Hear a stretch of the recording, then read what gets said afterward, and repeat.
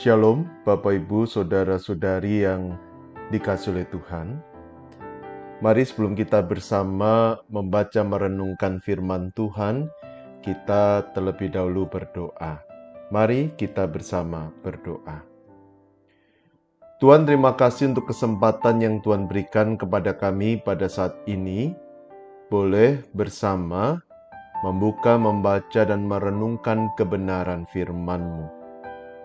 Dan kami percaya Roh Kudus ada bersama dengan kami, berkarya di dalam hati kami, dan menolong kami untuk mengerti memahami firman-Mu dan melakukannya dalam kehidupan kami hari demi hari.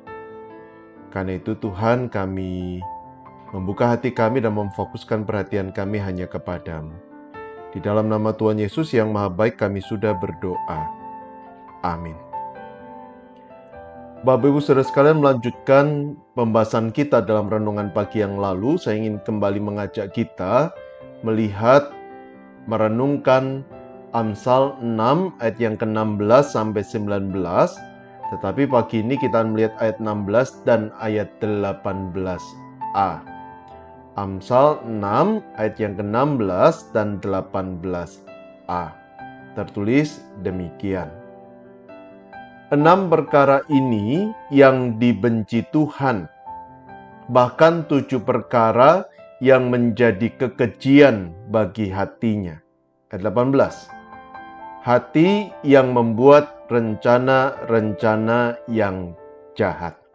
Hati yang membuat rencana-rencana yang jahat. Sampai sebagian jawab bacaan kita pada saat ini. Bapak Saudara sekalian, Bapak B.J. Habibie pernah mengatakan demikian. Tanpa cinta, kecerdasan itu berbahaya. Dan tanpa kecerdasan, cinta itu tidak cukup. Tanpa cinta, kecerdasan itu berbahaya. Dan tanpa kecerdasan, cinta itu tidak cukup.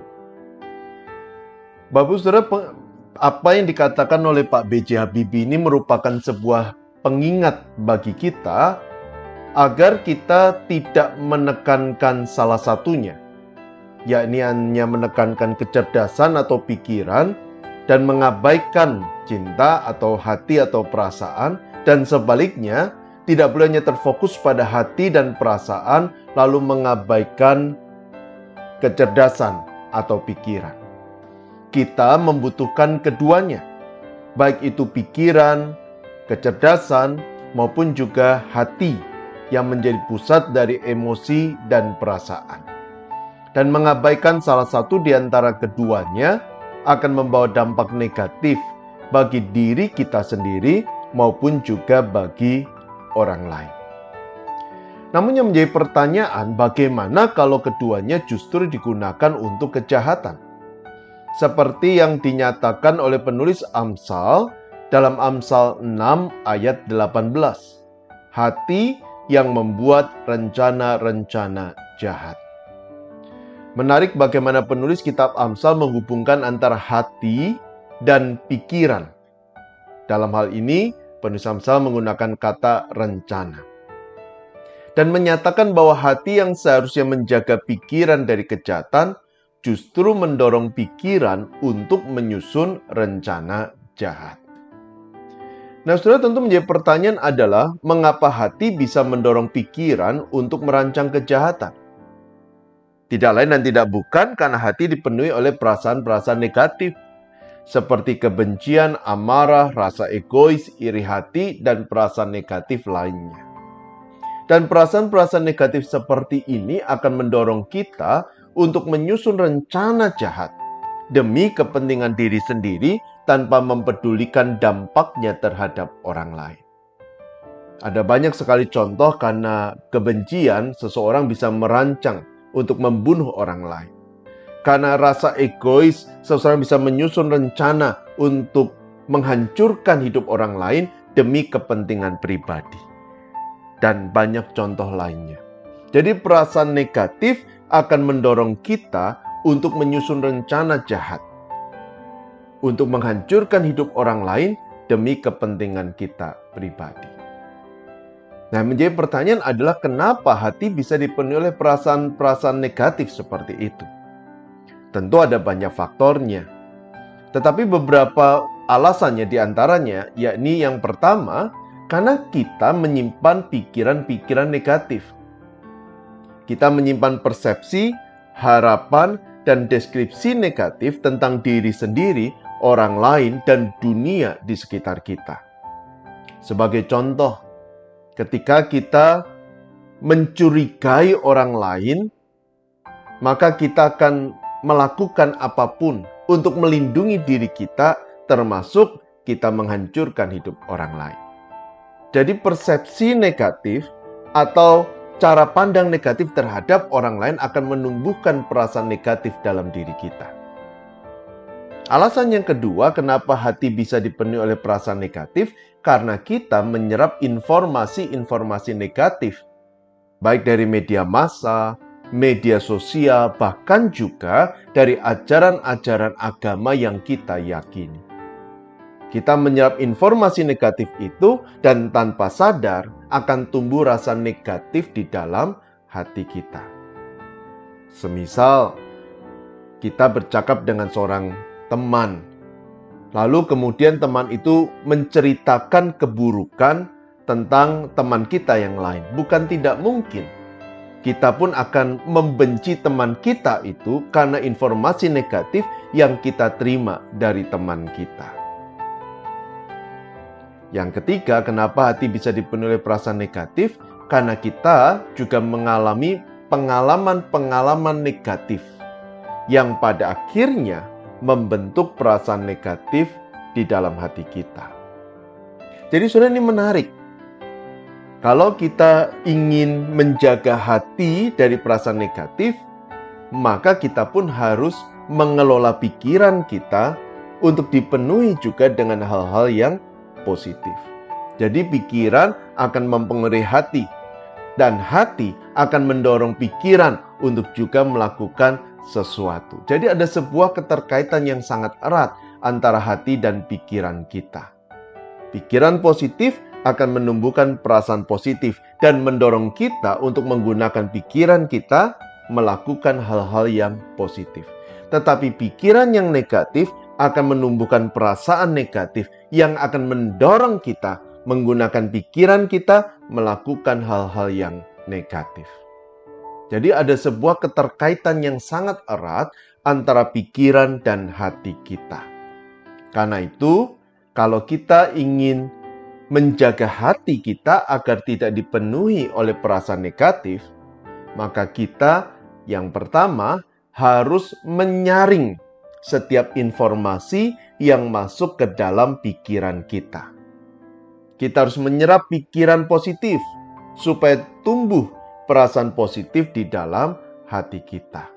Karena itu, kita harus punya literasi yang baik. Kita juga harus memilih sumber-sumber yang kita baca. Jangan hanya mengandalkan media sosial sebagai sumber informasi kita. Tetapi kita harus membaca buku-buku yang lain, membaca literatur-literatur yang lain, yang akurat, yang sah, yang pada akhirnya akan menumbuhkan pikiran positif dan juga perasaan positif di dalam hati kita. Yang kedua, kita juga perlu membangun dan menjadi bagian dari komunitas yang positif. Komunitas yang saling membangun. Komunitas yang saling memberi pengaruh positif bukan negatif. Komunitas yang juga saling menasihati, saling menjaga satu sama lain. Dan komunitas yang positif akan memberi pengaruh yang positif pada diri kita, termasuk juga menumbuhkan perasaan-perasaan positif di dalam hati kita. Dan yang ketiga, tentunya kita harus membaca Alkitab. Kenapa? Karena di dalam Alkitab, Allah berbicara tentang kasih, berbicara tentang kebenaran, berbicara tentang nilai-nilai kebaikan, berbicara tentang pengharapan. Dan Alkitab juga menolong kita untuk punya perspektif atau persepsi yang positif, yang benar tentang diri sendiri, tentang orang lain, maupun juga tentang dunia di sekitar kita. Alkitab juga menolong kita untuk berpikir positif bahkan di dalam situasi yang paling negatif sekalipun.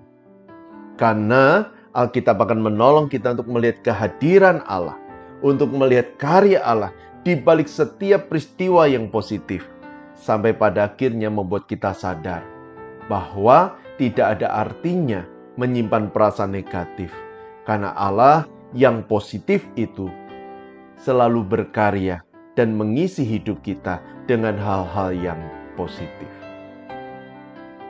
Nah, kini menjadi pertanyaan adalah, apakah kita sudah menjaga pikiran kita dari hal-hal yang negatif dan mulai memasukkan hal yang positif, mulai memikirkan hal yang positif? Ketika pikiran diisi oleh hal-hal yang positif, maka hati akan dipenuhi dengan perasaan yang positif. Dan pada akhirnya, perasaan yang positif itu akan mendorong kita untuk menggunakan pikiran kita, merancang kebaikan bagi orang lain maupun bagi diri sendiri. Karena itu mari kita menjaga pikiran kita. Mari kita menjaga hati kita. Mari kita menggunakan pikiran dan hati kita untuk kebaikan, untuk kemuliaan Tuhan, dan bukan untuk merancang kejahatan terhadap sesama kita. Amin. Mari kita bersama berdoa. Tuhan, terima kasih untuk firman yang boleh kami renungkan bersama pagi ini, yang mengingatkan kami betapa pentingnya menjaga pikiran. Karena ketika kami menjaga pikiran kami dengan baik, pada saat yang sama kami pun juga menjaga hati kami dengan baik. Dan dengan menjaga hati kami dengan baik, maka kami juga menjaga hidup kami, termasuk pikiran kami, dengan baik. Tuhan, tolonglah kami. Penuhi hidup kami dengan nilai-nilai kebaikan, nilai kebenaran, nilai kebajikan. Bukan hal-hal yang buruk yang mendorong kami untuk merancang kejahatan.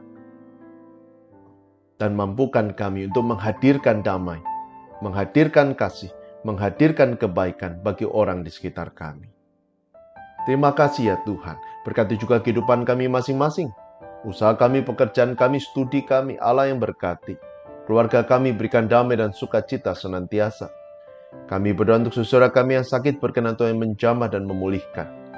Kami pun juga yang berdoa bersama untuk setiap kami berikan kepada kami kesehatan. Kami teringat juga bagi gerejamu. GKI Kutisari Indah menjadi doa dan harapan kami. Gerejamu bisa menjadi tempat di mana kami bertumbuh bersama sebagai pribadi yang positif. Pribadi yang memahami kebenaran dan hidup dalam kebenaran. Pribadi yang dipenuhi oleh damai sejahtera dan menghadirkan damai sejahtera. Pribadi yang saling menumbuhkan agar kami menjadi pribadi yang dewasa di dalam Tuhan. Tuhan, tolonglah kami.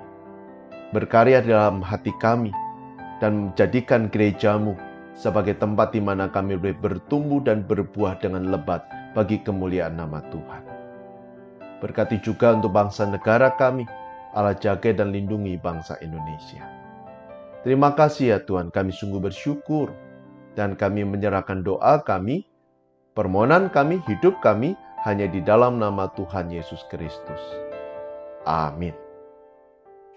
Tetap sehat, tetap semangat. Tuhan memberkati Bapak Ibu, sekarang sampai selama-lamanya. Amin.